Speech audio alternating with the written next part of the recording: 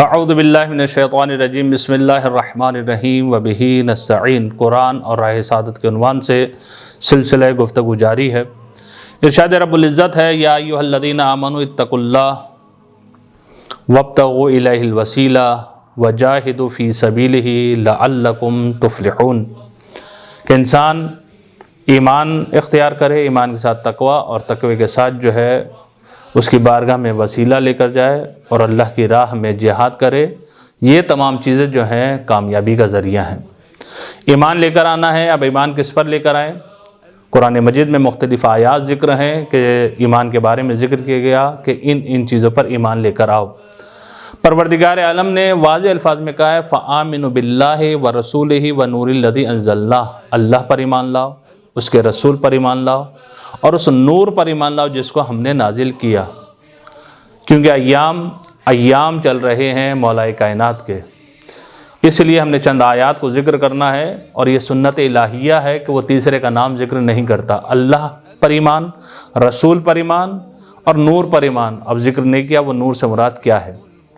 پروردگار عالم نے کہیں کہا، اطیعوا اللہ و اطیعوا الرسول و اولی الامر منکم، اللہ کی اطاعت، رسول کی اطاعت اور صاحبان امر کی اطاعت، لیکن نام ذکر نہیں کیا۔ وَلِلَّهِ الْعِزَّةُ وَلِلرَّسُولِ وَلِلْمُؤْمِنِينَ، عزت اللہ کے لیے ہے، رسول کے لیے ہے اور مومنین کے لیے۔ نام ذکر پروردگار عالم نے نہیں کیا۔ کہیں پر پروردگار عالم نے کہا، وَسَيَرَى اللَّهُ عَمَلَكُمْ وَرَسُولُهُ وَالْمُؤْمِنُونَ، کہ اللہ بھی تمہارے اعمال کو دیکھ رہا ہے، رسول بھی دیکھ رہے ہیں اور مومنین بھی دیکھ رہے ہیں، لیکن تیسرے کا نام پروردگار عالم نے ذکر نہیں کیا۔ کہیں پر پروردگار عالم نے صفت کو ذکر کیا ہے لیکن نام ذکر نہیں کیا۔ انما ولیکم اللہ ورسولہ والذین آمنوا الذین یقیمون الصلاۃ ویؤتون الزکاۃ وہم راکعون، کہ اللہ ولی ہے، رسول ولی ہے، اور کون ولی ہے؟ وہ ولی ہے کہ جس نے حالت رکوع میں زکوٰۃ دی۔ نام پھر بھی پروردگار عالم نے جو وہ ذکر نہیں کیا، یعنی یہ سنت الہیہ ہے کہ تیسرے کا نام قرآن میں ذکر پروردگار عالم نہیں کرتا۔ اگر نام ذکر ہو جاتا تو کیا ہوتا؟ عزیزان گرامی، آپ آیت الکرسی کو پڑھ لیں۔ آیت الکرسی میں کیا ہے؟ وَهُوَ الْعَلِيُّ الْعَظِيمُ، یہ وَهُوَ الْعَلِيُّ الْعَظِيمُ، یہ علی العظیم صفت ہے پروردگار عالم کی۔ اس لیے جب ہم قرآن کی تلاوت کرتے ہیں تو کیا کہتے ہیں؟ صدق اللہ العلی العظیم، یعنی یہ علی صفت آ رہی ہے پروردگار عالم کی۔ لیکن بعض لوگ کیا کرتے ہیں؟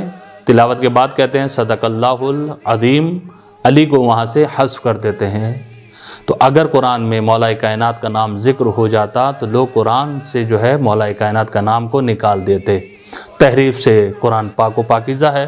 خدا سے دعا کرتے ہیں کہ بحق محمد و آل محمد ہمیں قرآن کو صحیح معنی میں سمجھنے کی توفیق عطا فرمائے۔ والسلام علیکم ورحمۃ اللہ۔